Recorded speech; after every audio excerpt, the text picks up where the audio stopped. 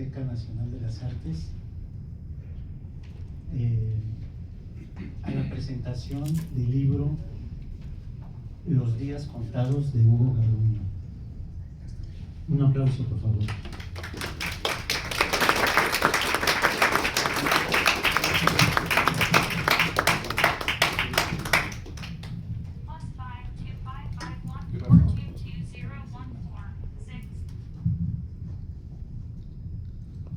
Muchas gracias. Bienvenidas, bienvenidos todos esta tarde a la presentación del libro de Hugo.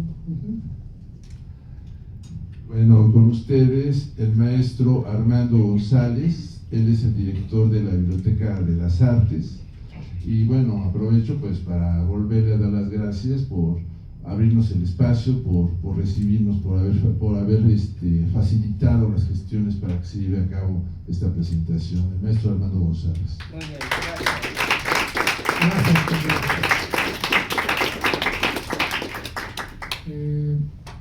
Bueno, repito, les doy la bienvenida a cada una de las personas que nos acompañan hoy, a nombre también del maestro Vicente Jurado, director del Centro Nacional de las Artes.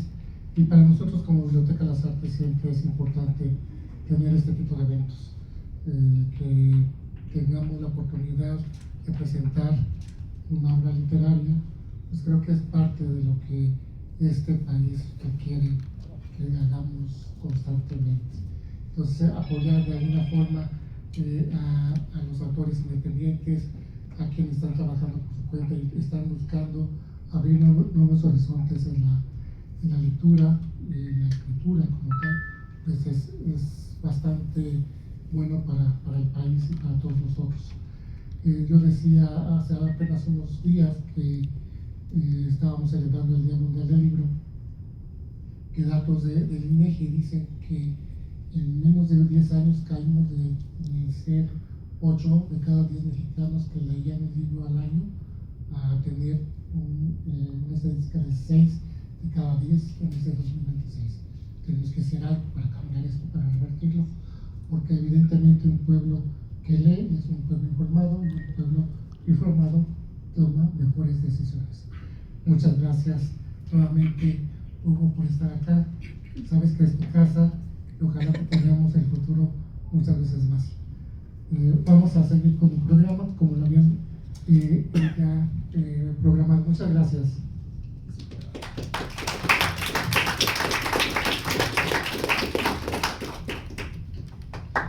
Muchas gracias, maestro. También le doy las gracias a Virginia Vadillo, con la cual hice las gestiones para poder hacer esta presentación. Muchas gracias a los dos.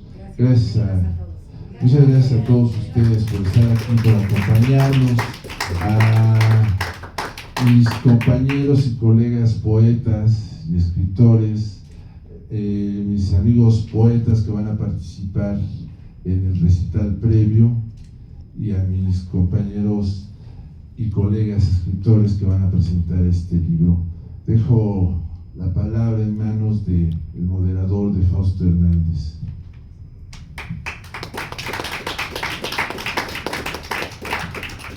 Muchas gracias. Pues abrimos este recital con la presencia de Eric González. Un aplauso, por favor.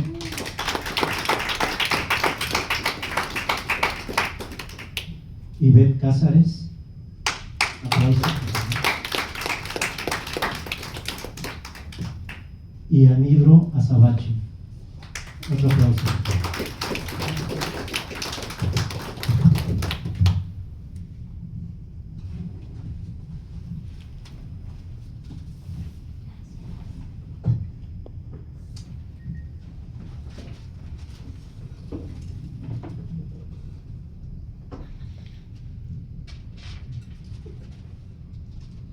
Hola, ¿qué tal? Pues muchas gracias a CENAR, a Hugo por la invitación. Es un gusto estar acá. Yo voy a leer algunos poemas de un libro que publiqué en 2019 que se llama Memoria de los Hombres Isla, editado por la por la editorial Nueva York Poetry Press. Y bueno, inicio con estos dos poemas. Los hombres isla no tienen lugar en el mapa. Los hombres isla son huellas de un mapa. Hay dos clases de mapa: los que inventan la historia del hombre, los que borran la historia del hombre. Dibujar los caminos que un hombre recorrió es inventar un mapa. En tal caso, ese mapa nada dice del hombre, sino de las tierras, yermas o fecundas, transitables o intransitables que habitó. Dibujar los lugares donde los hombres fueron borrados es dibujar el mapa que borra la historia de los hombres. En tal caso, ese mapa nada dice de los hombres borrados, sino de los hombres que los borraron para reinventar su propio mapa. Hasta ahí.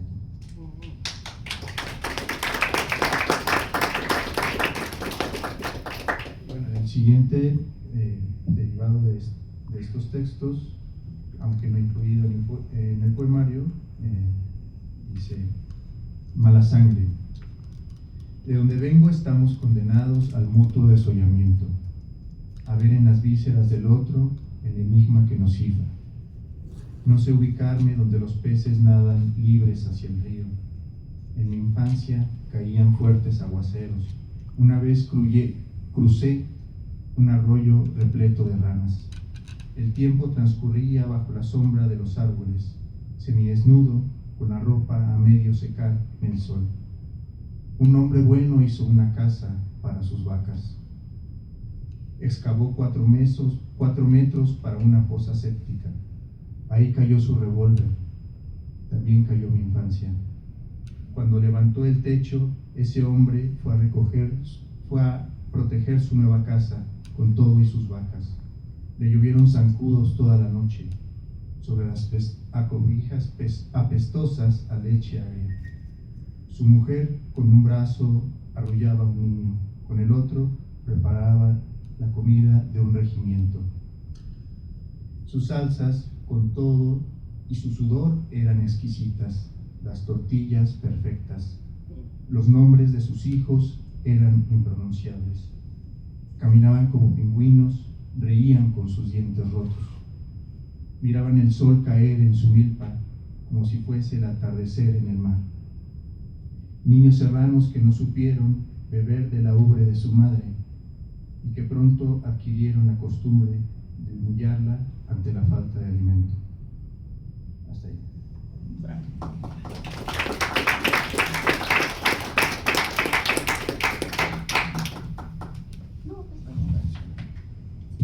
Hola. No los veo. Bueno, muchas gracias primero a mi amigo Hugo Garduño, a su casa editorial y a la Biblioteca del Centro Nacional de las Artes por la invitación. Voy a leerles un texto un poco antiguo, no lo leo muy seguido. Se intitula Urdimbre de agua. Tiene un epígrafe que dice: yo soy apenas la ficción nocturna de tu sexo que me piensa, Carlos Illescas. La tarde, oscura manzana, al pie de tu presencia viene la sangre a reconstruir mi cuerpo. Esbozas frente a mí un mar ensombrecido, un cielo a tientas, una lluvia de jadeos diminutos. Urdes acuática telaraña y la luna, tan muerta como blanca, tan blanca como muerta, traza su mapa de vientos para que la marea suba.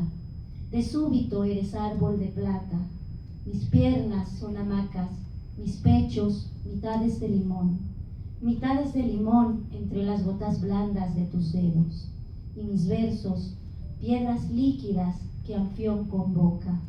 Agua lunar, sepultura del sueño, mis ojos son 2 ópalos dormidos. Las jícaras manos hundo en tu pecho y me entierro, me entierro, me entierro.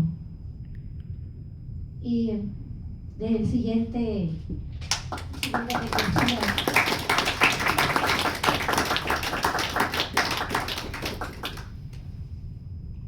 Les voy a leer un poema que forma parte de una serie que está todavía inédita, que se intitula La Nuez,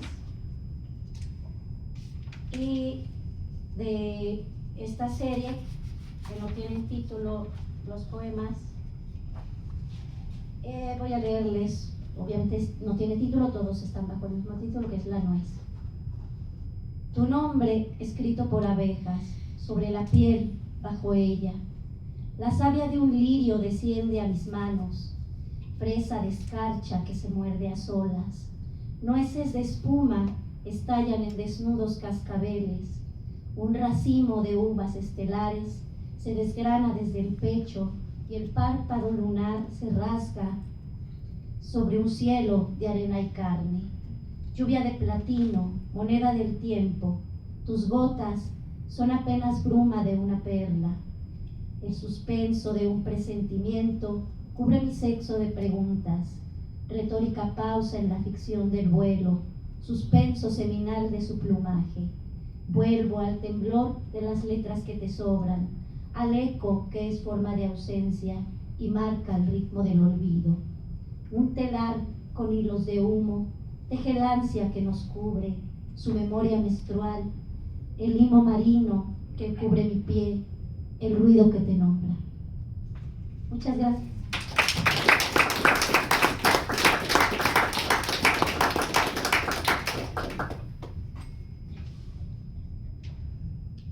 Muy buenas tardes, soy Enel Azabache. Gracias por estar aquí y por prestar oídos a la poesía. Es algo casi revolucionario hoy.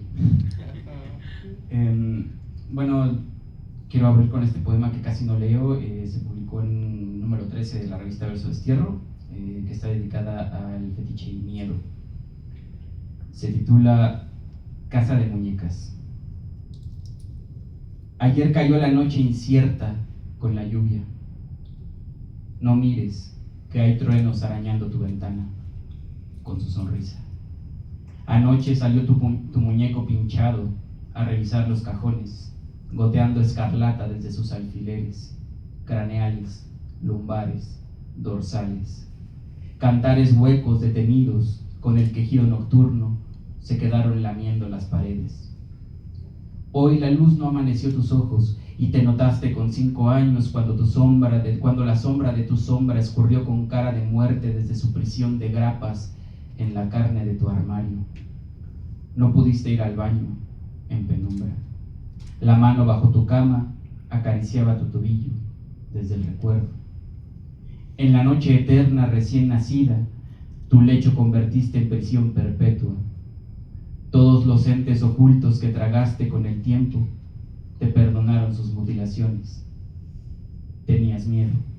Miedo de no tenerlo porque hiciste suya tu mano desde que salvó tu vida. Ahora el pantano lo es todo. Papeles inentendibles en todas las paredes. Un gruñir constante del polvo en las esquinas, sin un grano de luz. Las cuarteaduras son un árbol sangrante que lo invade todo. La casa se derrumba con parsimonia. Ninguna voz humana se escucha ya. El mundo muere ahogado en el gemir convulso de su silencio.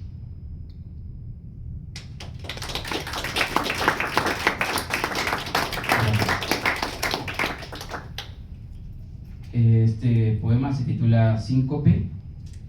Apenas salió el año pasado en una antología que se recopiló de un festival, digamos, que se hace cada año en honor a Max Rojas. Y dice así: nació un hueco aquella vez en que vi caballos a lo lejos, porque los huecos tienen genealogía en lo antropomorfo de nuestra duda. Nació un terregal mellado de insomnio el día que se fueron las calles, y al día siguiente vinieron caballos. La polvareda que danza con el galope es siempre el espejo del pasado, y son las iracundas memorias de un gesto quienes controlan lo ignoto del sendero. No pudieron las venas del sol teñir con su espuma el ocaso. La estampida suele dejar nubes, cansada emanación sepia que opaca la muerte del día. Nacieron caballos la ocasión última en que noté un hueco en la calle que ya no estaba. Todos los horizontes hacen ruido, pero no se escucha, porque el temor al polvo cierra siempre las puertas. Pero las ventanas siguen derramando su mirada quieta sobre el polvo de alcobas vacías. vacías.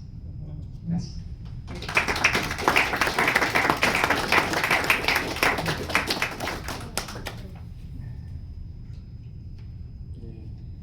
Bueno, entonces sigo yo con 2 poemas más. Hay una frase que seguro han escuchado ustedes de La Rochefoucauld, que dice que el estilo es el hambre.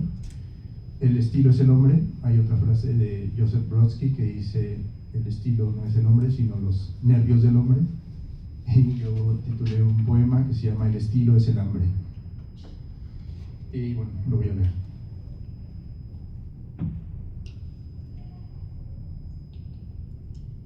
El estilo es el hambre. Quiere el hambre decir su nombre y balbucea una nada, un nadie de puro aire. Su hambre es la de vivir creyendo que un hombre da vida, aunque se trate de una vida hambrienta. Cuando balbucea, el hambre oye su voz de estómago vacío, de cabeza mareada por no comer, y da pasos de borracho pensando en la manera de decir lo que le hace falta. Pero ¿qué es el hambre sino hambre? ¿Y qué otro nombre podría tener? Sinónimos existen, pero ella apenas si se reconoce como en los reflejos de vidrios empañados. El hambre es vanidosa, y cada palabra que se le acerca la traga y la escupe simplemente porque no se le parece. El hambre duerme en las calles, busca su palabra en la basura de los parques, en las mesas sucias alrededor de los juegos infantiles. Encuentra cosas, tiene suerte, de otra forma ya no existiría. Encuentra algunas obras, pero no su nombre, no su alivio.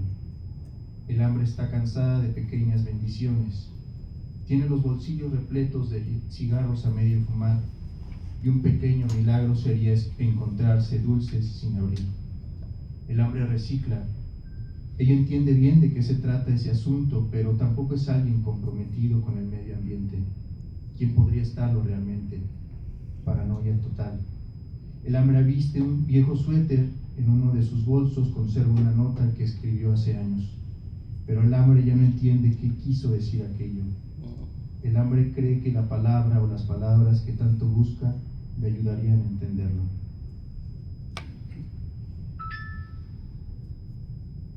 Y leo el final, es un poema sobre la migraña, de la que a veces padezco. Se llama Ojo Roto. De pronto la luz punza como una daga, rompiendo brevemente los filamentos de lo que observas.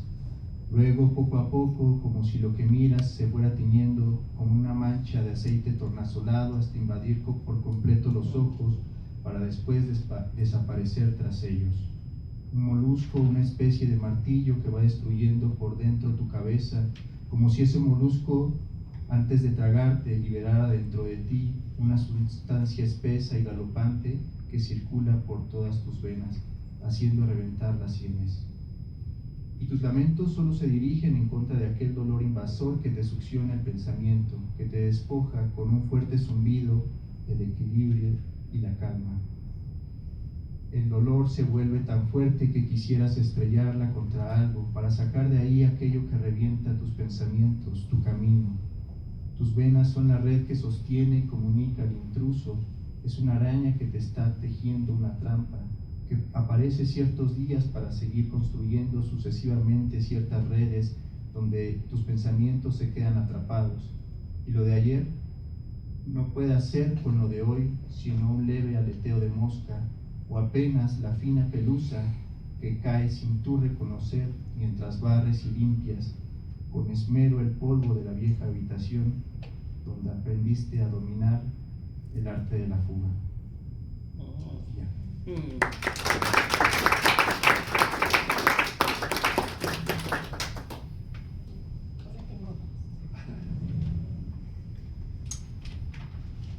Bueno, va mi turno.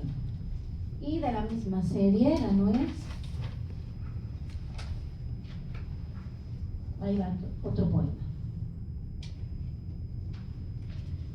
Nadie vive en mí, nadie vive en mi cuerpo, y no caen escamas de mis manos, ni la leche nítica de mi seno izquierdo, y aún mi sangre roja.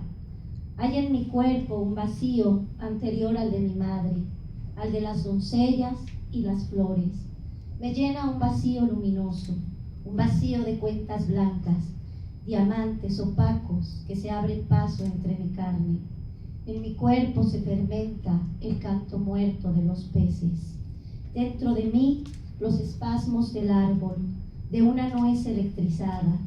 Se forma en mi interior el oro caliente de las precipitaciones. Nadie vive y no llevo ceñido a la piel un anhelo que justifique mis pecados. Nadie espera dentro mío. Mi vientre es un espejo, un fruto marino, insomne murciélago, los trazos de tinta china sobre el pubis. Mi vientre, habitado por insectos de agridulces aguijones, ocupado por velas encendidas. Gracias. Para terminar la ronda, les voy a leer el epílogo de mismo libro intitulado La nuez. Ese es el epílogo. Te sumerges desnuda en el iris del agua y hoy, cuando ya de mi cuerpo convido a la vigilia, eres mi sombra luminosa, la otra yo, la descalza, la incompleta. Y no eres hombre ni mujer, sino la bestia de la voz, sonido carnal transfigurado. Eres la ausencia de un ojo que siempre permanece, y esta flama ciega muere en la oscuridad que nombras en los 100 rostros del fuego. Eres el frente de mi espalda. Avanzas sobre el pliegue de las piedras, sobre el filo de la bruma, reptas como un vino en la garganta. En las ruinas húmedas de sol, hallo tu piel dormida, pendiente de la hebra del presagio. Ayuno de sueño, y esta noche eres mi sombra luminosa, la otra yo, la descalza, la incompleta. Muchas gracias, gracias Hugo.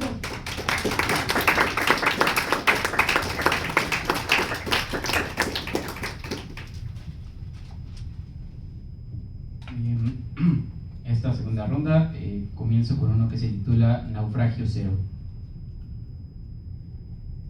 En el tiempo del día de antes fue la noche y el risco, fue la suerte nublada del galeón encallado. El tiempo naciente desbordaba su apetito de piel, de sábanas vírgenes, de cándidos corazones. El bramido de la espuma, la pátina de vida sobre el agua, el terso fulgor secreto de la noche, entonaron el inicio del camino sin agua. Aquellos jirones, confusos ramales de carne nueva, descendieron del mar a la arena, al sendero agudo, al monte sonoro, de relámpagos mudos. Y el mar silbando, sabiendo sacar salado y sublime la suerte sumada del naufragio, adagio, agudo, sañudo y potente, derramaba en tierra figuras sin camino que, dejando su reflejo en el crujir de la zozobra, besaron la tierra de cristales creyéndola fértil. Sembrarían libertad, crecería poder. Por la ilusión, sus labios heridos ahogarían sus palabras sedientas en líquida violencia. Gracias. Y para terminar, este poema apenas va a editarse. Esto que tengo aquí es un dummy, por cierto, se presenta una antología. Esta antología, el 9 de mayo, están cordialmente invitados en el Centro de las Culturas de Iztapalapa. Entonces está recién salidito, todavía no está de hecho el tiraje. Y se titula El cobre y la sal. Esta tarde recojo fragmentos, añicos de ópalo que funden mis brazos, lechoso cristal de agua en el fósil viviente de la luna. Esta tarde queman en mi rostro lágrimas del sol, añejas, sutiles, violentas, resquicios tristes de la diáspora, de su falta de lenguaje, de su silencio que grita hambre, sangre, lumbre, hombre sombra de 1000 talentos, encendido y consumido en la brasa del pitillo silente, seco, triste, solo, soledad. Te construyeron un lugar enorme, reina de las coronas de sal. En tu mar callando y zumbando, el brazo enjambre que hace la miel, conjuró el espacio del eco, y nombró, y secó, y erigió columnas de mármol blancas pero frías, donde el canto de tu voz infinita halló solo el eco de sus fragancias, fragancias desterradas de su tierra por la guerra y las ganancias. No el amor, no la vida, no la ménsula de amores enramados por el suelo, que nada que sostenga el blanco azul de los principios, y mago del amplio vibráfono de tu palabra. En esta tarde busco y recojo fragmentos de mi savia entre tus brotes, tierno espanto blanco de la muerte, égloga durmiente de tus restos, erosión mía de los años, trozo de mi lengua chamuscado por los siglos. Eras han pasado desde que fuiste la que era y buscaba en palacio el amor del arquitecto, que lloraba dolor callando en la torre más alta, la que quedó después del derrumbe, la que se hizo lumbre derramada.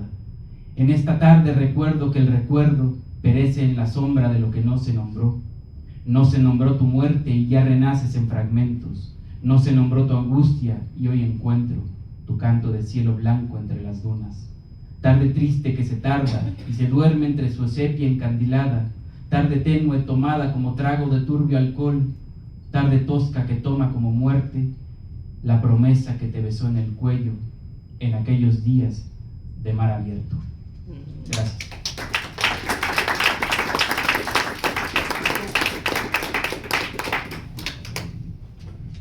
Otro aplauso, por favor, para los poetas.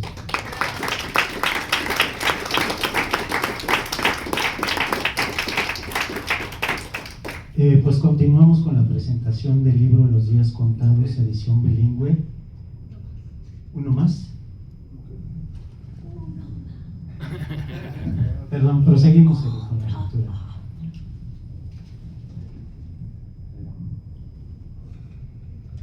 Bueno, este es un poema que creo que es la segunda vez que lo leo. Lo publiqué en un fanzine en Colombia, hace como en 2018. Se llama Zompantli y tiene un epígrafe de Fernando Pessoa que dice: come chocolates, pequeña, come chocolates, que no hay más metafísica en el mundo que los chocolates. Cabezas sueltas, deformes, nunca vistas, casi piedras porosas, volcánicas lajas, un puñado de cabezas al azar y sueltos granos de azúcar que el fondo del vaso extingue, sedimentos del más acá, incontables cabezas sueltas diluviadas en la plaza central de la República, y un arco iris detrás, coronando el triunfo de la llovizna, calaveritas de azúcar, disueltas en una charca de lodo y mugre, calaveritas de chocolate, el color de la sangre de las víctimas, derretidas las sonrisas y las cuencas de los ojos, cabezas sueltas que entran a la plaza de la República, reclamando un alto al ninguneo, al despojo, al silencio. ¿Qué cabezas responden? ¿Qué cabezas callan? ¿Qué cabezas mienten? ¿Qué cabezas faltan? Ninguna se reconoce, una sube sobre otra, cabezas sueltas con los puños en alto diciendo palabras, y las palabras como otras cabezas saliendo de ellas, subiendo una sobre otra, diciendo, queriendo decir, un bálsamo que alivie su carne herida, diciendo, queriendo decir, un enjambre injuriado y dando vueltas sobre sí mismo, diciendo, queriendo decir, un golpe de rabia mirando directo a los ojos, diciendo, queriendo decir, calientes cenizas de palabras, unas bocas mutiladas de su cuerpo, diciendo, queriendo decir.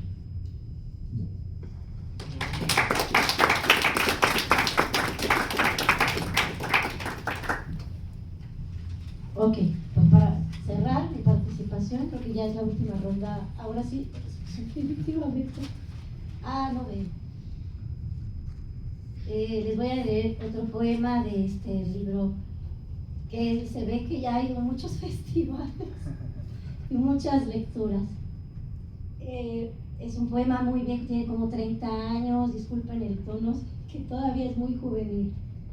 Se llama Me dispongo a matar lo que más amo, y tiene un epígrafe que dice: pero yo digo, la voluptuosidad única y suprema del amor estriba en la certidumbre de hacer el mal. Charles Baudelaire. Las cosas en las que fijo mi amor, flor de fuego, perecen siempre por mi causa, en mi mano.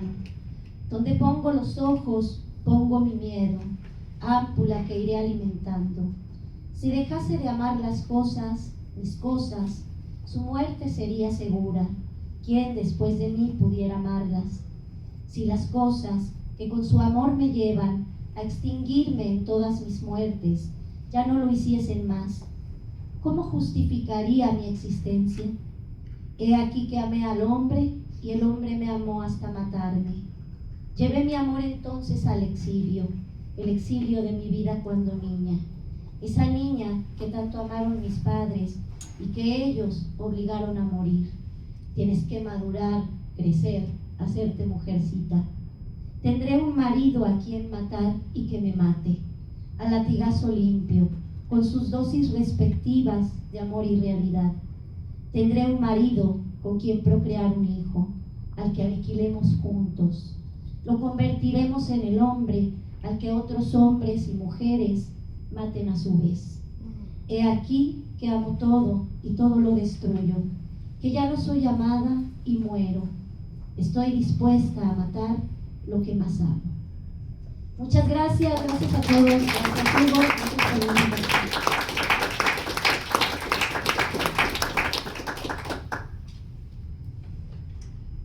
Y bueno, para cerrar, creo que es pues un poquito apropiado. Estos dos poemas pertenecen a la misma serie que el último que les acaba de leer, y se titula, bueno, es uno largo, pero solo leo dos partes. Se titula El cobre y la sal, justo antes del silencio. Hay olas en la rompiente de estos mis días, hay roturas en el llano mármol, llagas, esquirlas de voz en la sonoridad del aire lento. Hay luna verde, la vida inapagable por el momento. Hay esta efusión de sangre que me dice letras, y están esos viejos efluvios de paz que todo germina. Está la ausencia y la viñeta en que me vuelco entero cuando suena. El presente, recuerdo inmediato del pasado continuo, sístole distante de mar distante que ruge con la entraña de la tormenta. Sí, justo así, un instante de sosiego en medio del mar embravecido, sin mástil al cual atarse, sin cera para el oído, tan solo un soplo fugaz de la conciencia que se amarra del tiempo como un anclaje al ojo claro, un suave remanso en la cálida línea del horizonte que paraliza, el desgarre mordiente de las olas, preclaro templo de aliento y palabras que sabe el lenguaje de la tempestad. Alta incógnita son tu lecho y la sonrisa aterruñada de tu paz. Gracias.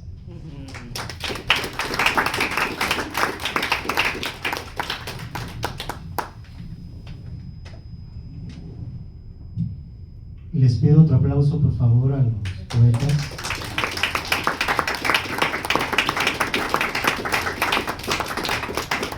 Les damos las gracias por participar en esta recital de poesía. Y continuamos con la presentación de la novela Los días contados de Hugo Garduño. Presentan los escritores Juan de Dios Maya Ávila. Un aplauso, por favor.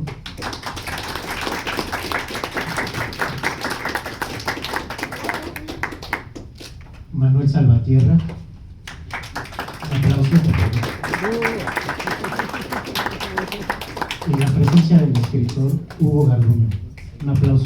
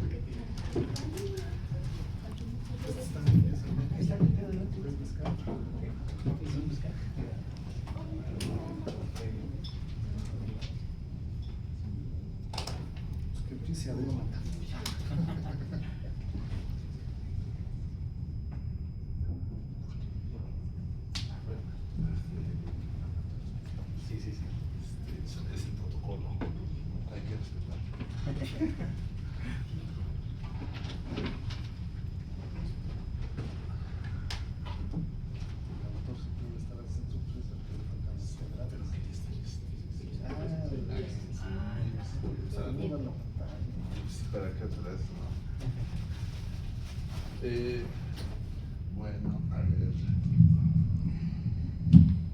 Pues nuevamente, muchas gracias a todos ustedes por haber venido, a mis compañeros poetas por haber aceptado participar, por supuesto al representante de la editorial Manuel Monroy, al maestro Armando González y a su asistente Virginia Vadillo. Y bueno, a mis colegas escritores, Juan de Dios Maya Ávila y Manuel Salvatierra. ¿Quién quiere empezar? ¿Se echan un volado o está malita? No puedo leer. No, entonces, ¿por dónde empezamos? Bueno, entonces les cedo la palabra a Manuel Salvatierra. Buenas tardes a todos.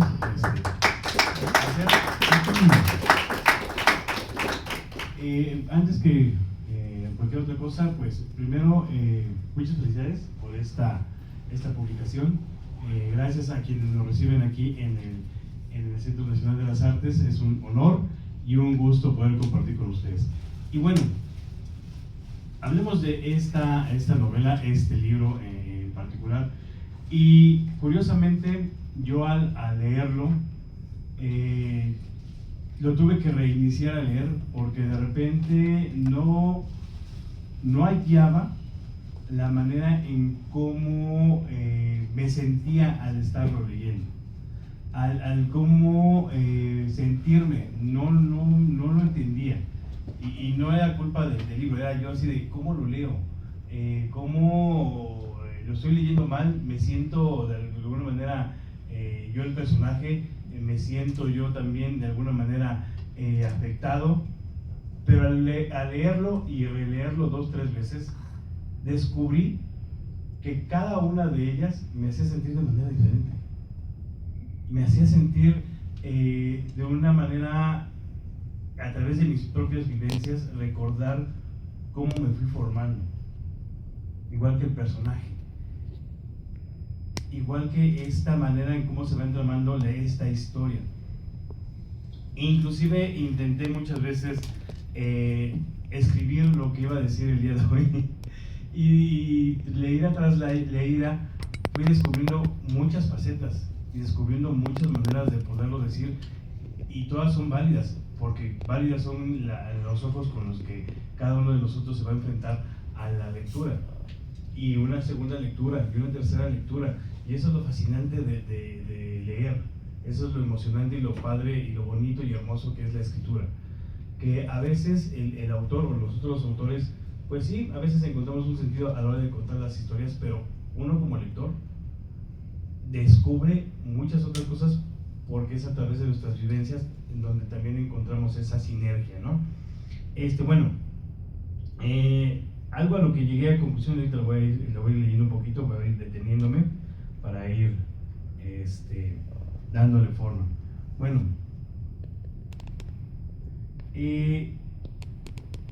pues aquí a Hugo le agradezco la valentía de escribir esto, porque es muy, muy, muy conmovedor y transformador leerlo y avanzar conforme uno va en cada uno de los capítulos. Es ver lo que eres. Esa honestidad brutal es lo que hace que Hugo Garduño sea un autor necesario hoy en día. No nos maquilla la realidad, nos la entrega en carne viva.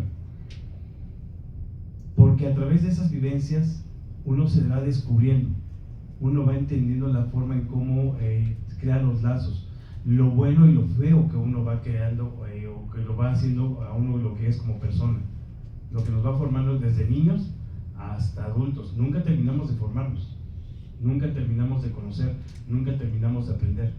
Y a través de la historia del libro nos vamos encontrando cómo nuestros personajes van evolucionando, van encontrando esa manera de verse pues en un barrio, en una colonia, y de muchas otras cosas, contextos que los van formando.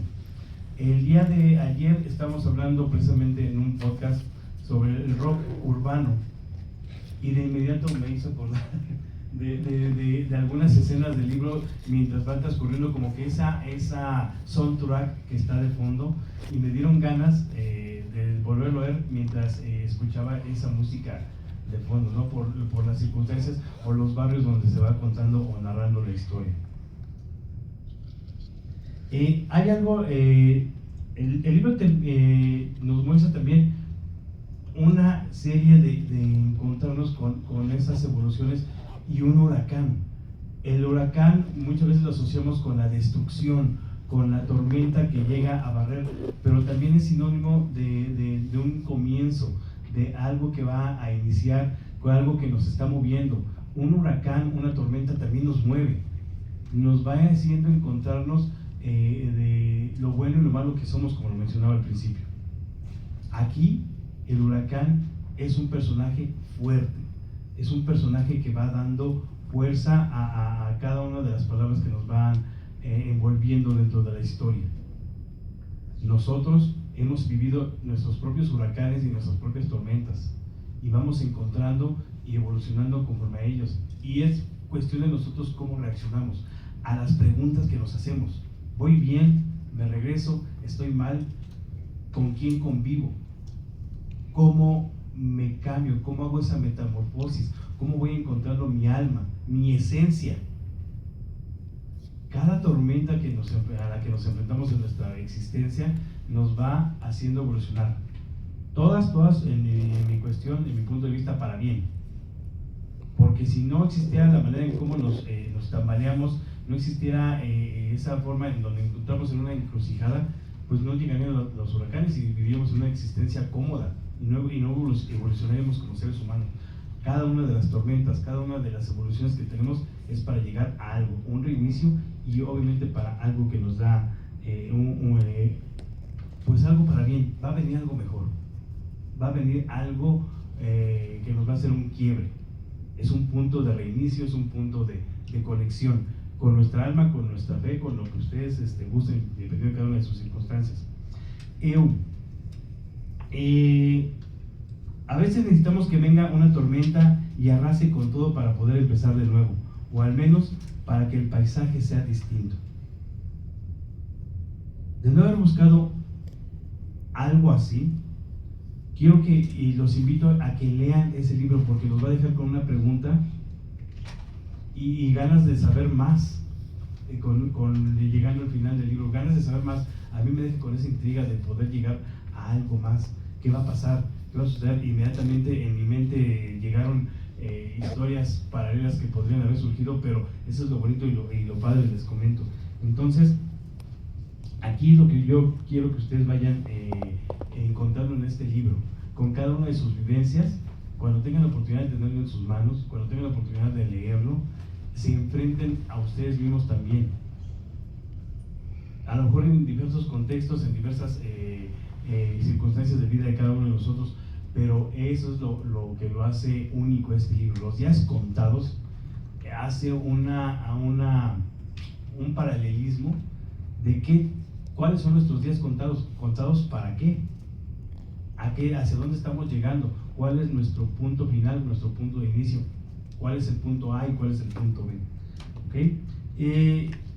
Quiero que lo lean, quiero que se permitan olerlo, porque si algo transmite Hugo en su libro son esos aromas, los aromas que van encontrando en cada frase, en cada verso, de cómo lo transmite a veces a quemarropa, no se detiene, lo hace con tanta fuerza que lo percibo. Sobre todo hay una parte, espero que lo puedan entender, cuando están en las galeras, los aromas llegan a percibirlo uno. ¿Por qué? Porque a todos nos ha tocado entrar en un lugar donde hay aromas fétidos, y así uno llega con eso, ¿no? Lo huele, lo percibe, de repente se asquea, pero lejos de asquearse por lo que dice el texto, se asquea por los recuerdos, las memorias, pero uno ahí está leyendo el libro todavía, ahí se sigue aferrando a seguir leyendo por querer conocer más de la historia. Entonces permitan olerlo, permítanse tocar, permítanse imaginar todo este universo que nos está creando Hugo. sientan el calor, sientan el frío. Va a llegar un momento donde el calor, amén de lo que estamos viviendo ahorita en estos días, el calor lo van a sentir en su mente, lo van a sentir en su cuerpo, aunque estén leyendo de noche, aunque estén leyendo en un lugar muy fresco, como de repente a mí me tocó. El calor los va a envolver, los va a hacer transportarse a ciertos lugares, a una costa, a una playa, a de repente que les llegue el olor de la brisa, esa manera de refrescarse, ¿no? De atenuar el calor con la brisa. El olor a mar es algo específico y lo tenemos aquí y de repente llega y el libro nos llega a transmitir eso. El libro es sensorial, las lecturas son sensoriales y eso es muy pues muy vívido de esa manera, ¿no? Cada uno de nosotros, como les comentaba, tiene la manera en cómo ha vivido sus experiencias. Cada uno de nosotros a lo mejor ha ido y tenido la experiencia de ir al mar, y en cuanto lo menciona el libro, aquí nosotros nos llega ese aroma, esa brisa, con cada una de las circunstancias. Y a la hora de que hay una tormenta también, muchas veces las asociamos no con las tormentas de lo que pasa aquí en donde vivimos. Tormentas en el mar llegan también con ciertos aromas, con ciertas frescuras, y eso también nos transmite algo, nos va haciendo cambiar y reflexionar. Cada una de las tormentas que nosotros vivimos, les repito, nos hace preguntarnos y cuestionarnos, nos hace enfrentarnos a la realidad y de una manera a veces devastadora, a veces nos ayuda a iluminarnos y a veces nos ayuda también a detenernos y ver si estamos por buen camino, si vamos muy bien o de plano hay que volver a comenzar.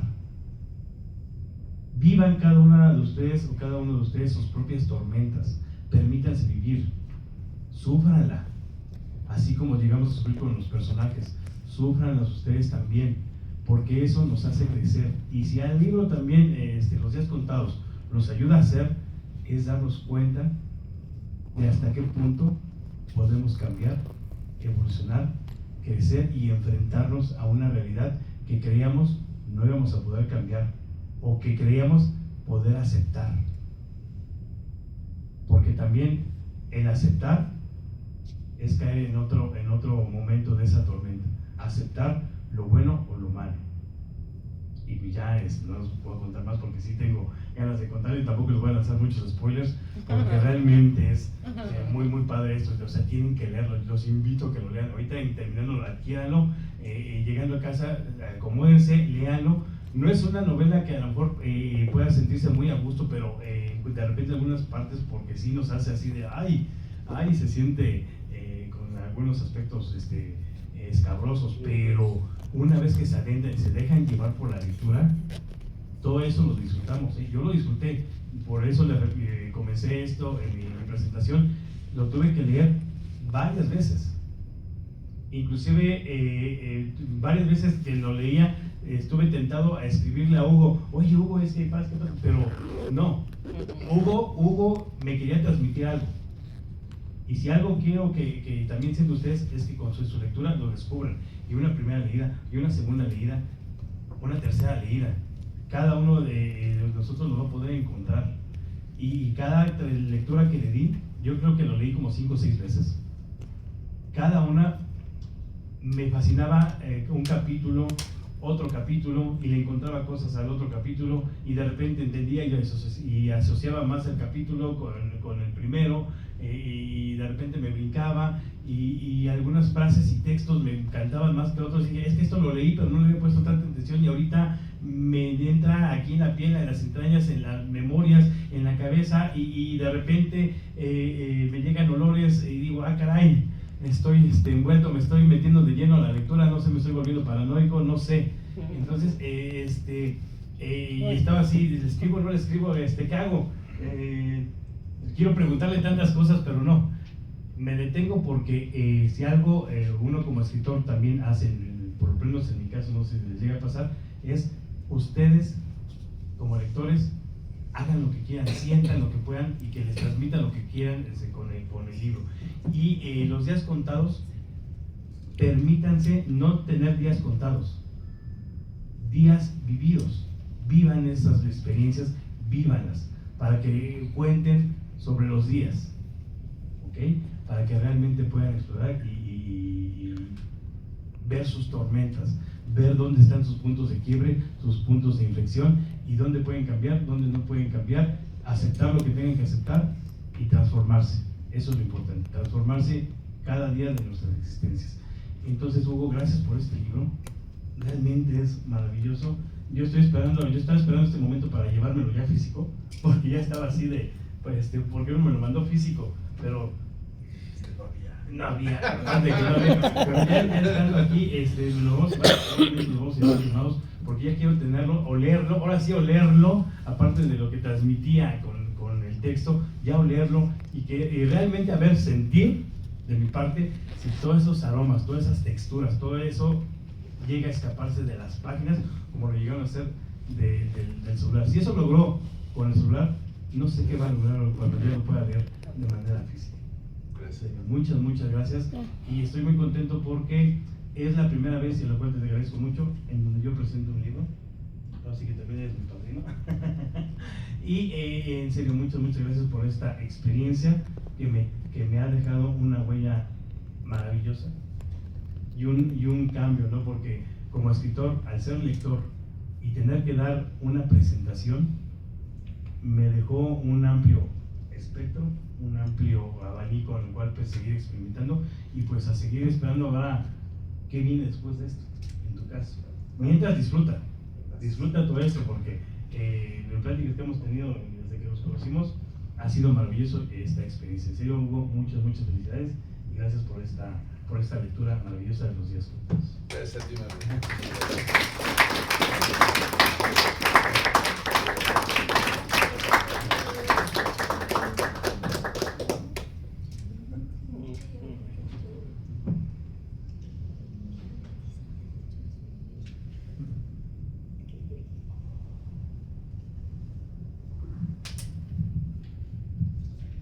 Bueno, buenas tardes a todas y a todos.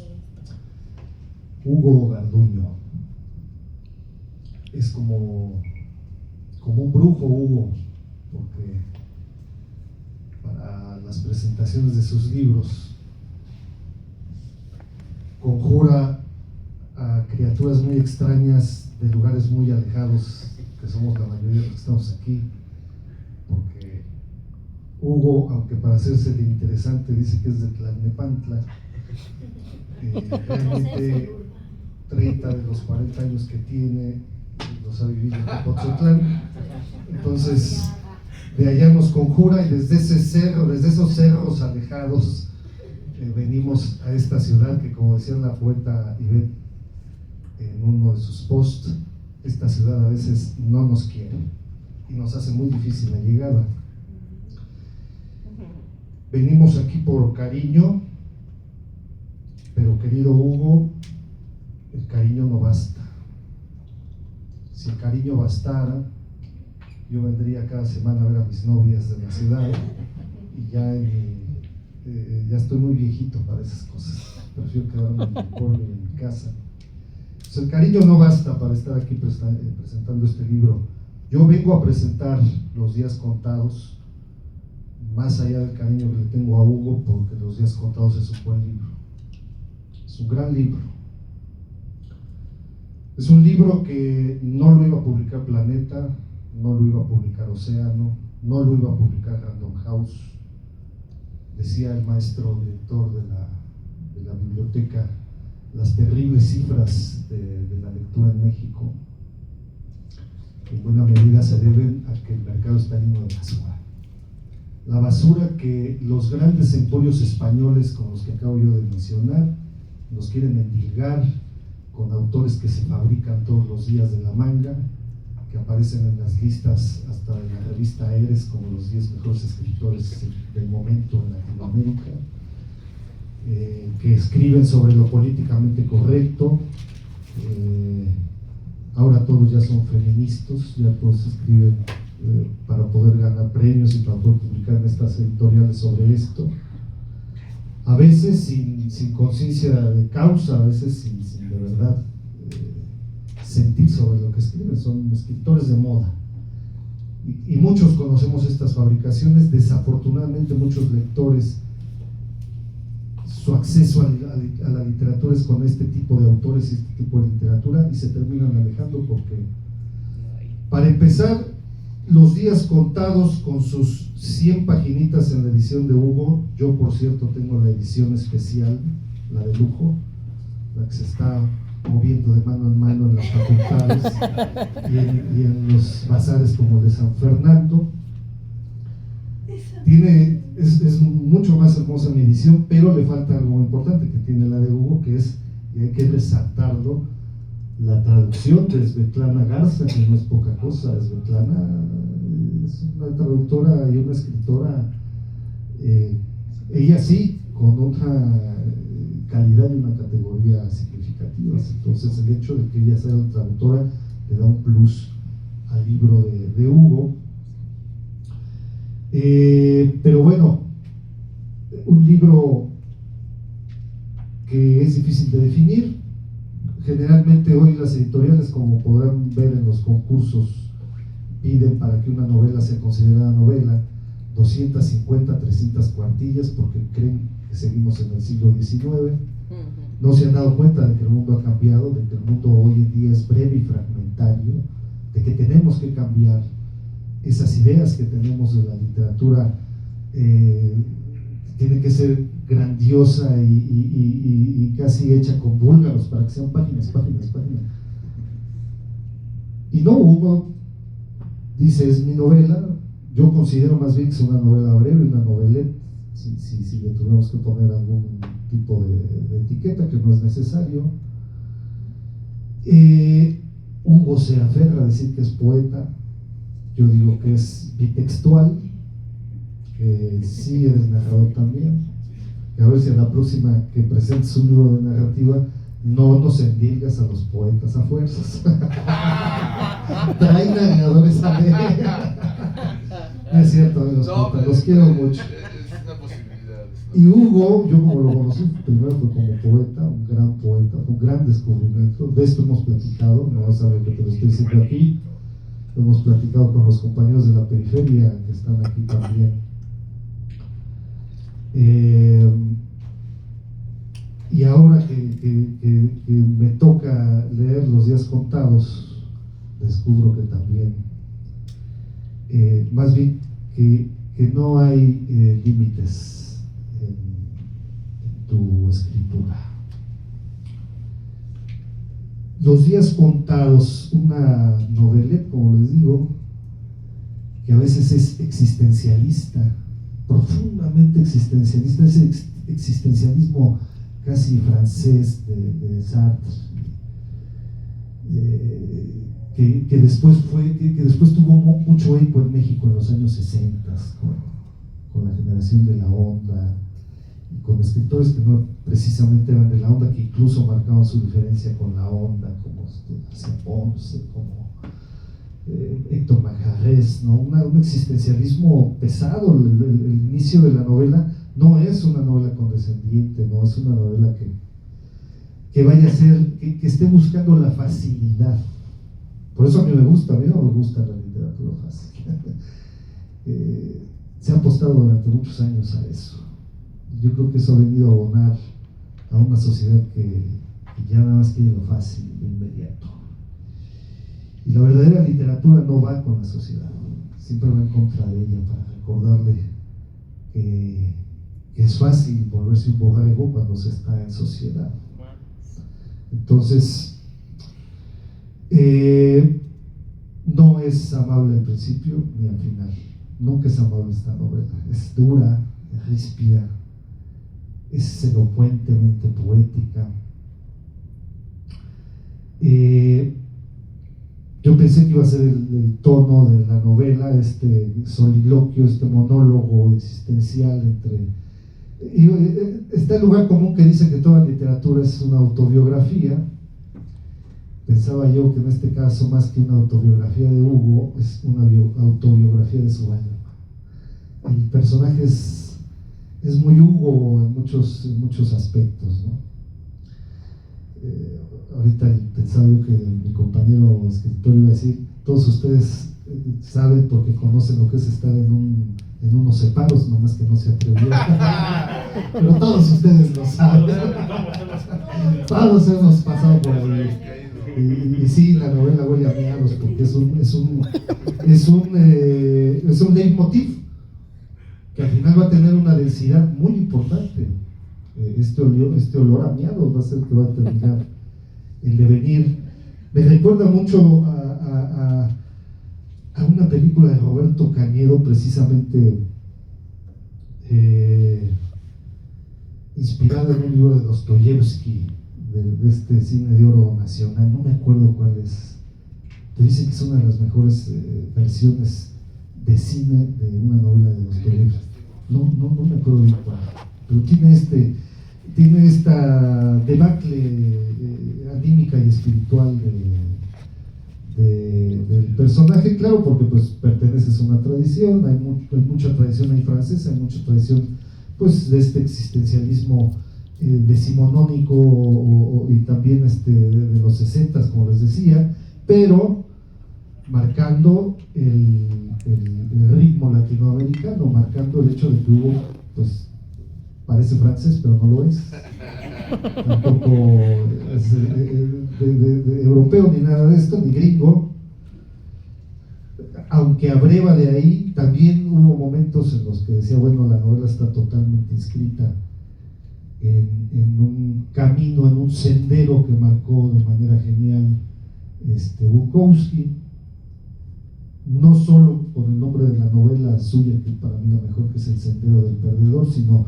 el Sendero del Perdedor como un motivo, como un fin de la literatura, como un expendedor de personajes y de sentimientos y de situaciones. De hecho, hay una parte muy parecida al final del Sendero del Perdedor, cuando está el personaje narrando que hay mucha gente que está frente a máquinas, construyendo máquinas de jueguitos, y se la pasan la vida ahí pensando que eso es la vida, con la expectativa de que algo les dé la máquina, aunque la máquina es repetitiva una y otra vez, y lo único que cambia es que detrás de él viene uno que lo quita y se pone él, ¿no? Y ya perdió ahí toda la vida. Eso es muy de Dostoyevsky, de Bukowski. Perdón, pues es que los dos parecen. El apellido, los dos estaban feos también. Se acabó la barroca. Bueno, Bukowski también es muy de Dostoyevsky, como todos los escritores gringos de esa generación. A veces también con la otra parte del libro, porque es un libro que está como en un diálogo entre este soliloquio que les digo, y luego viene una parte narrativa muy interesante porque le cambia el ritmo totalmente a la narración, que es una especie de noveleta negra, de novela del crimen, que se va metiendo por ahí, que ya trae más personajes al ruedo, porque antes nada más tenemos al espíritu de, no le voy a decir Hugo para que no caigamos en el lugar común que es autobiográfico, en el espíritu de Lugo, ¿no? En este soliloquio él está obviamente solo, está reflexionando, está en estas meditaciones, pero luego va a venir la historia con el tío, y la historia de los crímenes, la historia que empieza, que le da otro ritmo totalmente a la novela.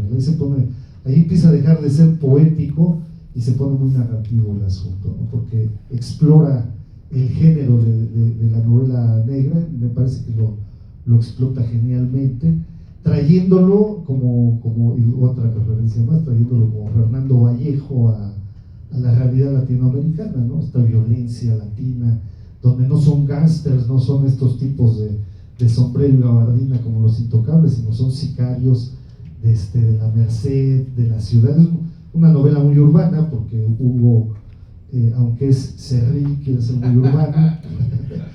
Entonces, una novela muy urbana y con toda esta atmósfera de la ciudad que nos gusta en común, que no es la ciudad aquí del sur y el centro. Es muy bonito, muy bonito, muy bonito.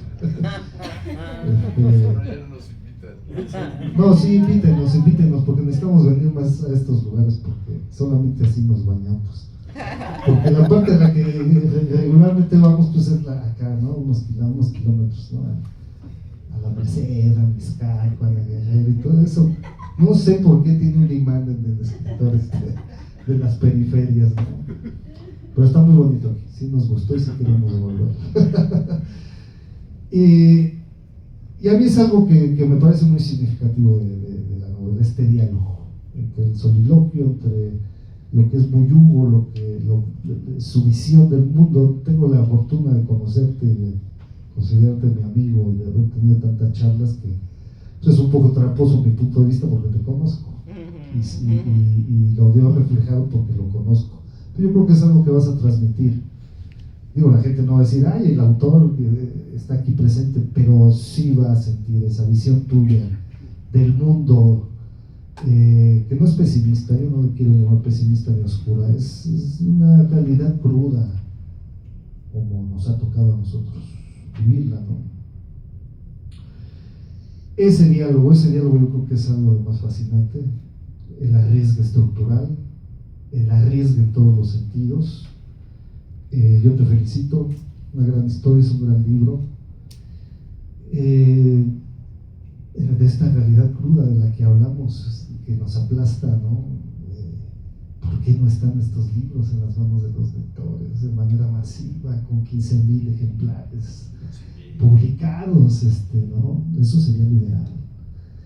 Pero bueno, pues somos latinos, parece que nuestro signo hasta el momento es seguir comportándonos como Bolívar, en una especie de guerrillas, con editoriales guerrilleras que son las que se atreven a publicarnos, buscando espacios, gracias por estos espacios otra vez, buscando espacios, buscando editoriales, buscando lectores.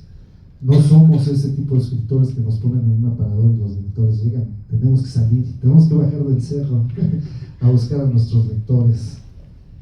Y esta ya es una tarea que desde hace mucho, la que desde hace mucho habríamos claudicado porque es muy dura, si no es porque estos libros encuentran a sus lectores, y eso es emocionante para un escritor, ¿no? Se tardan en llegar, pero llegan un día. Yo creo que ya te ha pasado, le ha pasado, compañero. Un día uno va por la calle y alguien lo detiene y dice, yo ya te leí. Ya todos esos días de frijoles los has hecho valer con tu comentario, ¿no? Una literatura valiente, un libro valiente, un escritor valiente.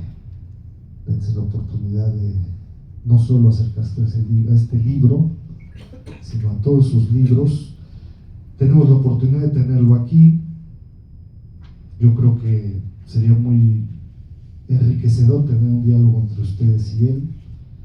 Yo de alguna manera pondré punto final a este chacoteo con un pequeño fragmento que define lo que el personaje quiere dialogar con ustedes. El personaje autobiografiado es alguien que tiene que cargar con la suciedad del mundo y sentir el desprecio de los otros porque simplemente es su reflejo. Y ese alguien apesta porque en él se concentra el hedor de todos. Muy bien, ¿no? Sí, sí, claro.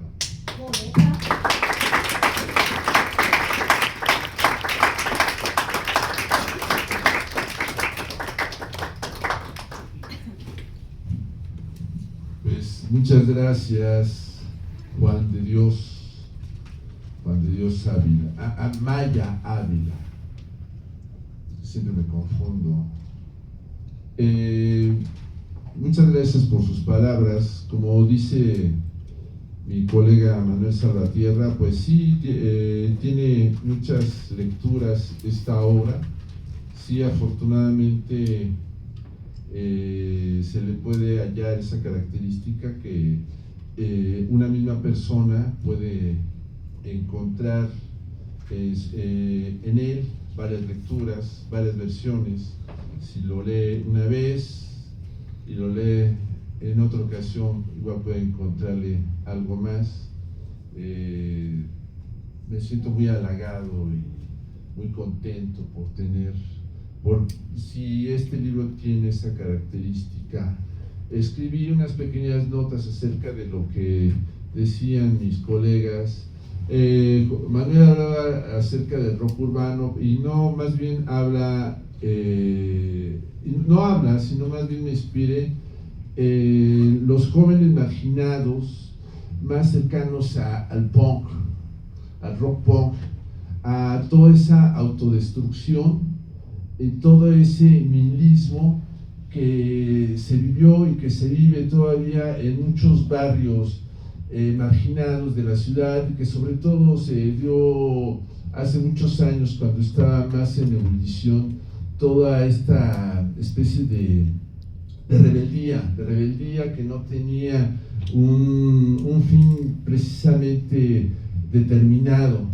Más bien fue una inspiración de eso, pero no quise mezclarlo con música, ni quise traer a cuento mucho lo que fuera la música, porque realmente son jóvenes tan marginados que incluso han perdido o tienen poco esa bandera. Lo que ante todo tienen es la marginación, la pobreza, la falta de oportunidades, la falta de horizonte. Es de alguna manera la descomposición de una sociedad que precisamente a sus jóvenes no les da oportunidades, a sus jóvenes pobres, a sus jóvenes marginados.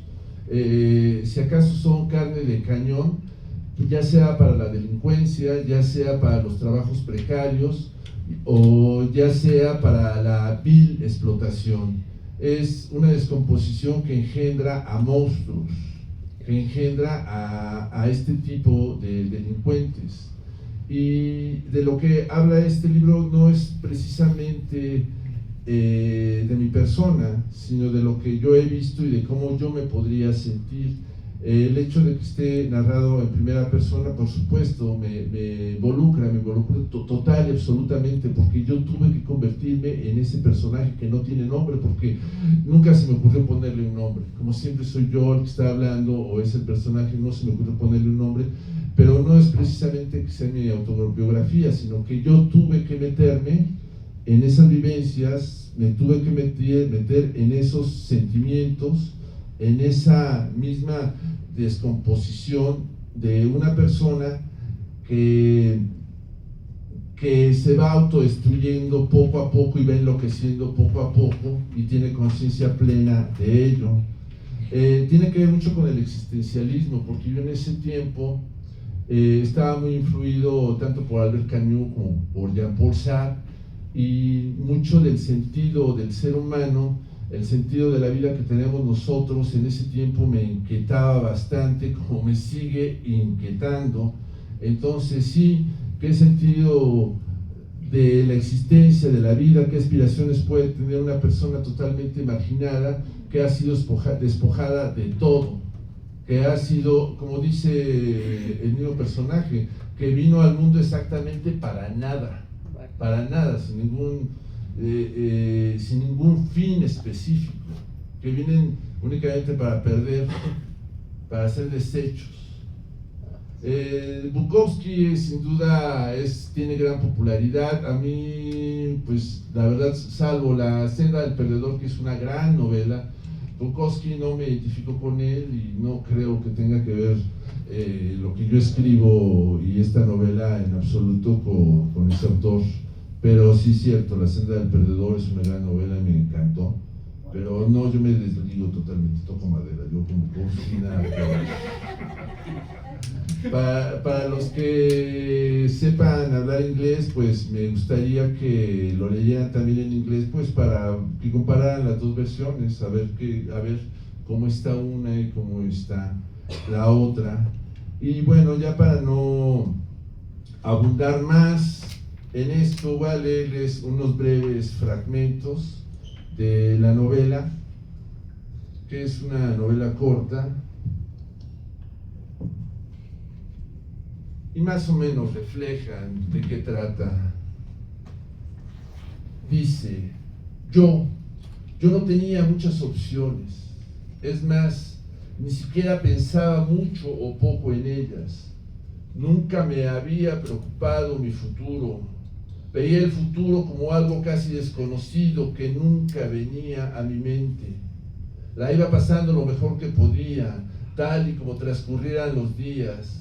Quizá inconscientemente guardaba el creer que con el tiempo todo se habría de arreglar o se pondría peor. No me importaba. Yo tenía latente el sentimiento de haber sido puesto en el mundo exactamente para nada. Nunca supe para qué podía servir, ni me interesó tener alguna vocación, ni me pregunté alguna vez qué era lo que más me gustaba. La escuela nunca fue aliciente. La dejé pronto como todos aquí lo hacían. Estudiar representaba solo cumplir un trámite para nuestras familias, que tampoco tenían interés en eso, pues con todas las dificultades e impedimentos económicos y esa negligencia nacida de la desesperanza y el hastío de un entorno mísero que negaba cualquier perspectiva, resultaba difícil querer aspirar a casi todo, pues la derrota ya de antemano la teníamos fija como ineludible resultado.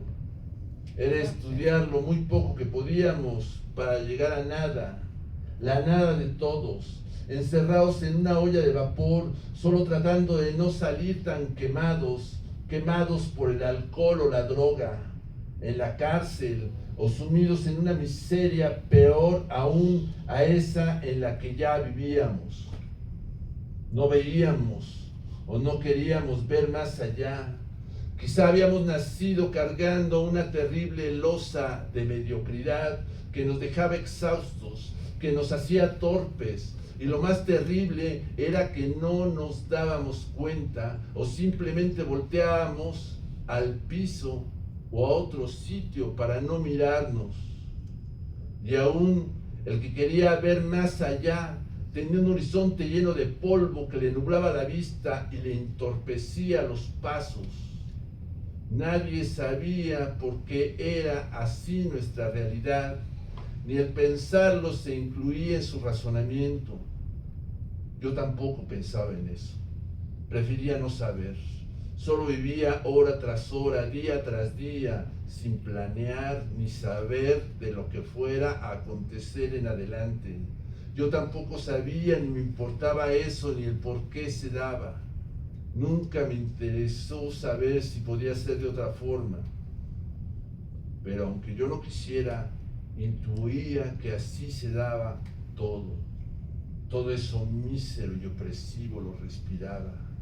Estaba sumido en esa atmósfera turbia por completo y medio asfixiado, al igual que todos por ella. Quizá también por ese motivo nunca estuve contento con algo. Siempre fui nervioso, siempre fui inseguro. Todo el tiempo esa inseguridad y malestar hizo que me colocara detrás de otros. Me hizo mezclarme con los del montón para no ser visto, para no ser llamado ni exigido. Tarea fácil. Casi todos mis compañeros, al igual que yo, éramos solamente una masa. Éramos cobardes y opacos. Y nos conformábamos con ser así, aunque estuviéramos encerrados en esa olla de vapor. Tampoco había lugar para ser iluso o querer tener aspiraciones. La realidad era una y contra ella se chocaba todo el tiempo.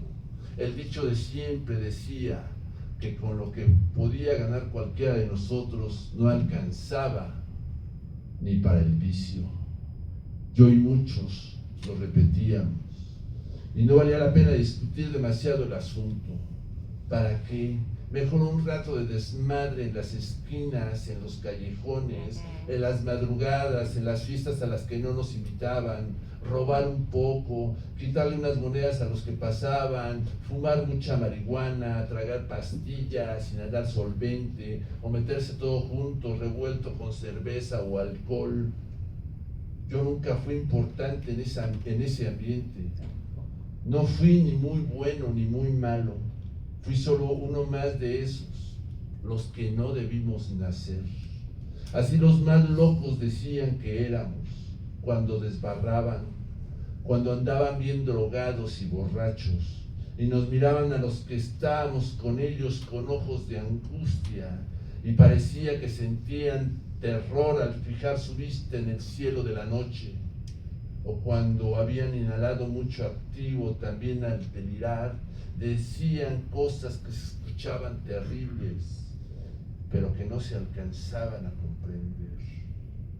Otros, borrachos, recordaban a su madre, o a la hermana violada o embarazada, quién sabe por quién, y alguno al hijo que tenían, quién sabe con quién, o todo lo que padecieron de niños, o hasta hacía poco tiempo, o al padre o al padrastro, y su odio contra uno, contra tantos, y todas las humillaciones que volvían para bofetearlos y nunca se irían, y las tremendas golpizas padecidas en cualquier etapa de su vida o en todas. Rumiaban de impotencia ante su rencor y querían golpear, y querían golpearse, y terminaban haciéndolo, y se prometían y juraban ser más malos y despiadados, y planeaban sus venganzas con el primer enemigo justificado o injustificado que recordaban. Y a cada momento veían que venía la policía o venía banda de otro barrio a golpearnos, y de cuando en cuando repetían desesperados y necios: no debimos nacer, no debimos nacer, como una vez un loco había empezado a decir. Muchas gracias.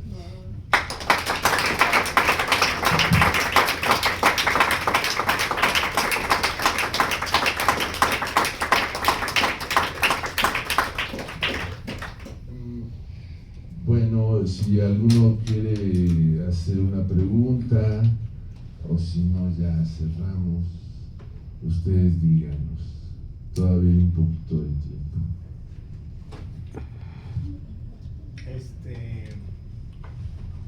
A mí me llama mucho la atención, o sea, el libro desde su construcción como lenguaje.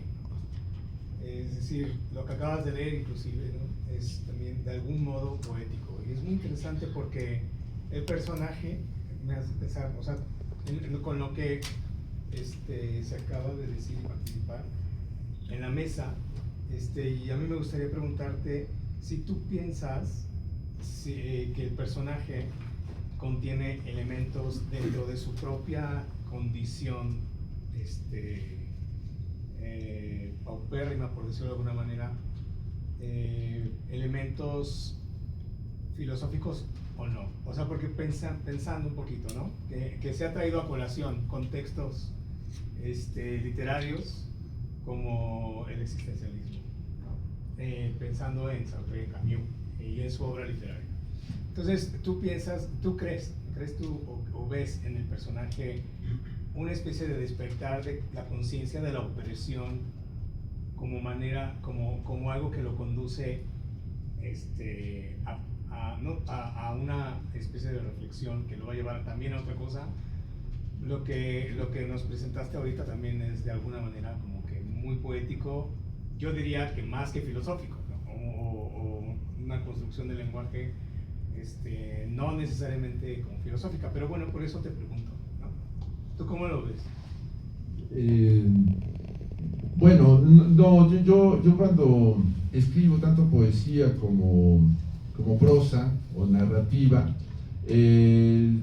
realmente nunca tomo de referencia a determinados autores o determinados filósofos, ni digamos de acuerdo con una idea de Sartre o una idea de Foucault voy a escribir algo al respecto.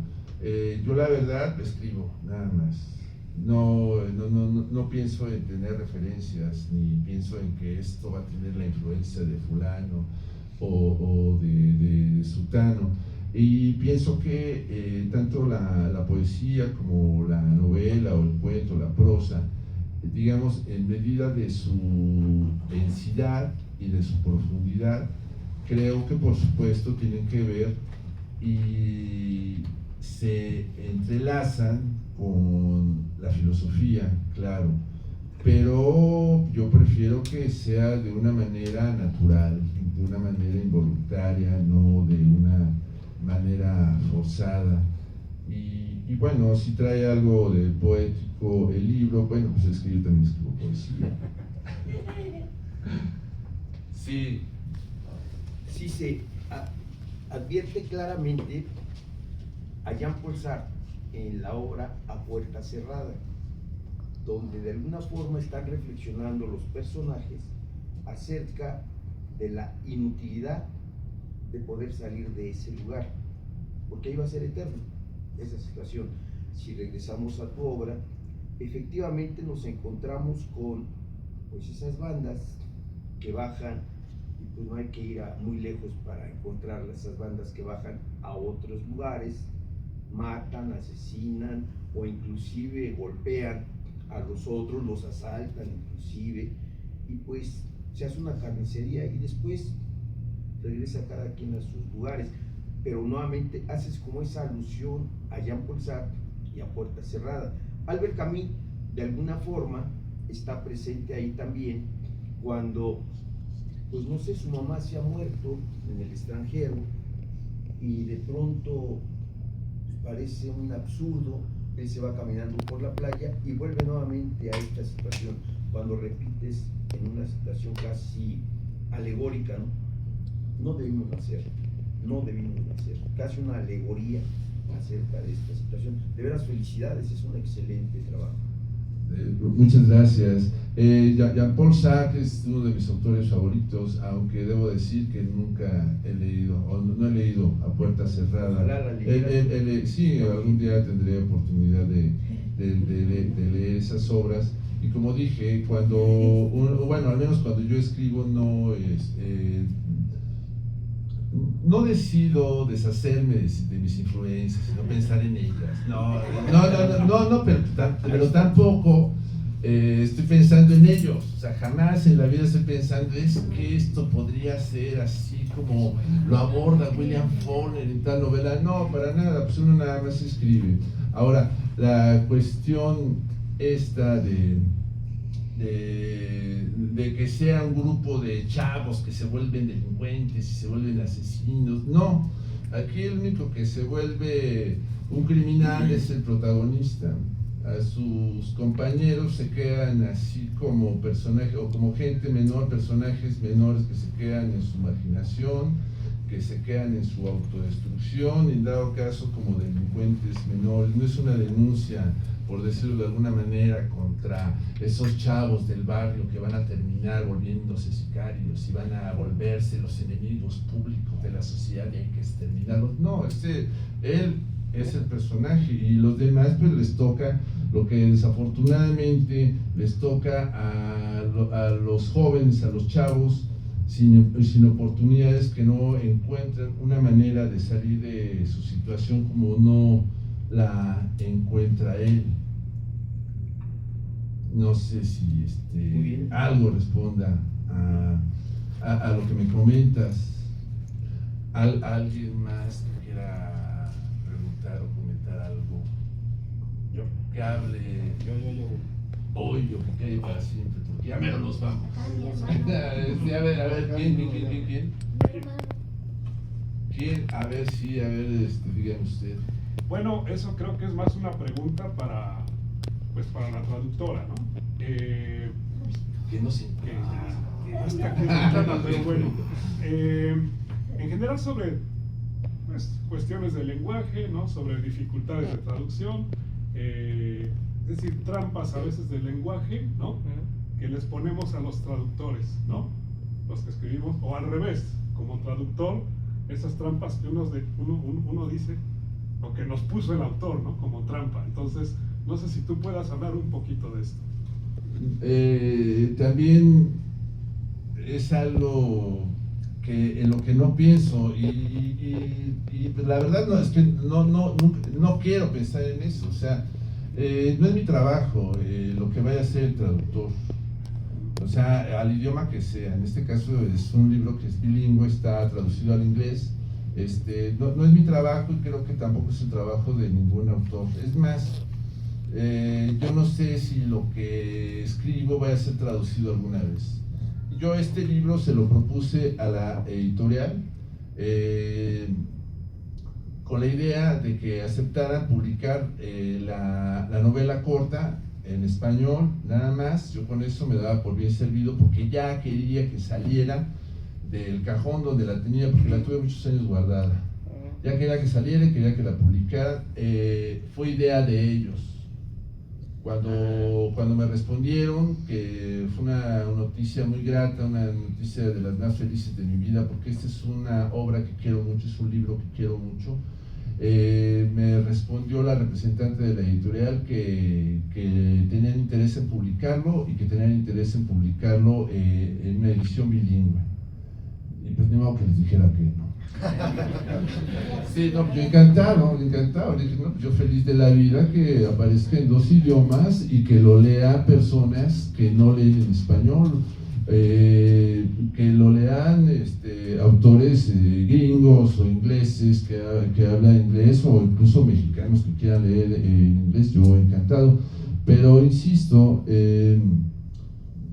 yo jamás pienso en el trabajo del traductor. No es mi chamba, no es mi trabajo, es cosa de él. Yo no pongo trampas para el traductor, jamás en la vida voy a pensar en el traductor.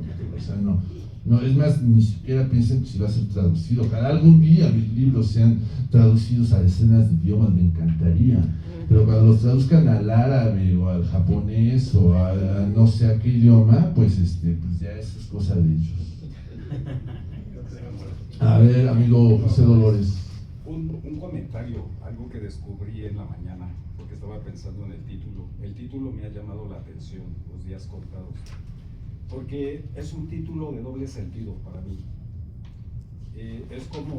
Son como 2 ventanas para ver la misma cosa, ya sea como los días contados en su acepción numérica, de contar 1, 2, 3, 4 como cantidad, o los días contados, narrados, contados, relatados. Sí, claro. Y desde la ventana que lo mires cambia el panorama. Entonces es como un interruptor que puedes bajar, cambiar. Es interesante. Voy a balconear mi libro, y me voy a balconear. Y de hecho el título surge a partir, es que son dos asesinos. Y una vez uno de los asesinos, que es el jefe, le dice al otro, le dice: toda esa gente, no te preocupes, si no los matamos nosotros, alguien los va a matar. No te preocupes, esa gente tiene sus días contados. Y viene el título. Aunque sí es cierto la doble acepción que tiene. Los días narrados. Claro, también. ¿Alguien más?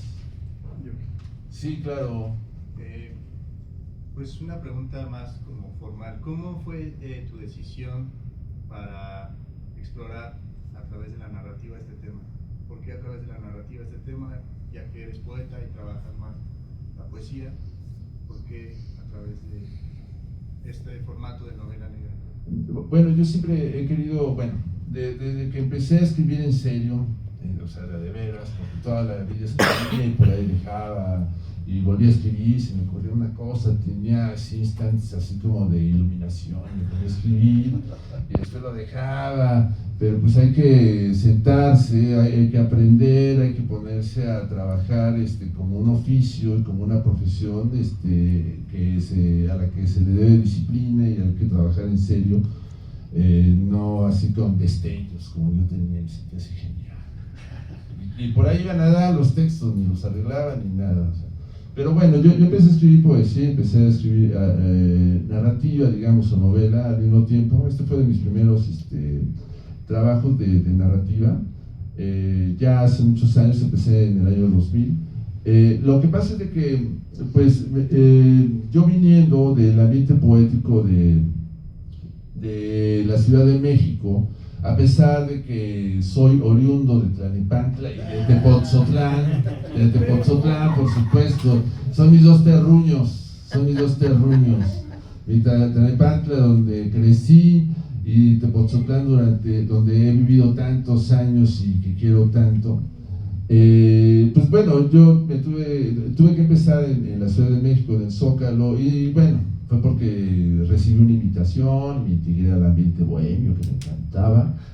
Me encantaba la bohemia ya con los compañeros poetas y de otras disciplinas ahí en el Zócalo. Y bueno, empecé a desenvolverme más como poeta y a participar más con poetas, pero también escribía narrativa. Esta novelita fue una idea que una vez surgió de una especie como de pesadilla que tuve. Fue algo que me remitió a muchos recuerdos. Claro que tiene que ver con vivencias, tiene que ver con experiencia de vida, por supuesto. Yo creo que el escritor no únicamente se nutre de imaginación y de la cantidad enorme de literatura que ha leído, ¿no? O sea, que no por leerte toda la obra de todos los escritores rusos y la literatura inglesa y francesa te vas a volver genio. Ayuda bastante para que aprendas y para que sepas lo que es bueno, pero no por eso te vas a volver genio.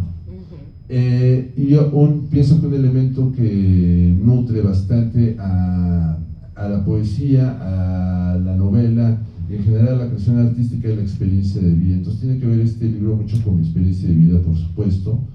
Es una especie de pesadilla y no lo concebí de otra forma. Yo no concebí que pudiera, que se puede trabajar de una forma, se puede escribir una forma de un poema largo, que poéticamente vaya narrando todo esto. Claro, sí es posible, pero no está concebido de esa forma, está concebido de la forma en que aquí está ya materializado. Bueno, pues si ya no hay más. Sí. Pues si ya no hay más. No hay mucho contigo. No, Hugo, es nada más una felicitación, porque bueno, se escucha. De repente hay este cliché de que los poetas, en nuestros intentos de narrativa, solemos fracasar. Que no son tan buenos narradores, se nos va la vena poética. Y yo lo que escuché, este fragmento que nos leíste, escucho una parte poética muy mesurada, muy controlada, muy bien dosificada, y escucho narrativa. Entonces te felicito mucho, Hugo. Me llamó mucho también la atención la crudeza del texto y la contención emotiva que tiene. Se antoja un librazo. Muchas gracias. Lo cierto es que es cierto que a los poetas muchas veces no les sale la narrativa, pero también es cierto que a los narradores tampoco les sale la poesía. Entonces, bueno, o sea, hay quien puede desarrollar una, dos o más disciplinas, ¿no? Yo, por ejemplo, no escribo tampoco dramaturgia, bueno, todavía no. Y sí, uno bueno, hace lo que puede y lo que tiene capacidad, y bueno, afortunadamente y al parecer pues no se me hizo bolas el engrudo con este libro. Qué bueno. Pues muchas gracias a todos ustedes por haber estado, a todos por escucharnos.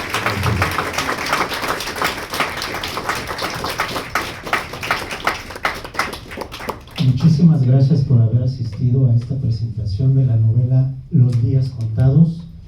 Si gustan obtener algún volumen de la obra, la tenemos aquí. El autor se la puede firmar.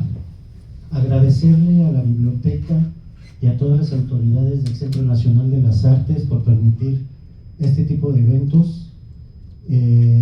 Agradecerle a los poetas por su narrativa. Y muchas gracias, Hugo Garduño.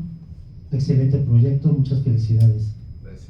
Hasta luego y disfruten la literatura. Gracias. A ustedes.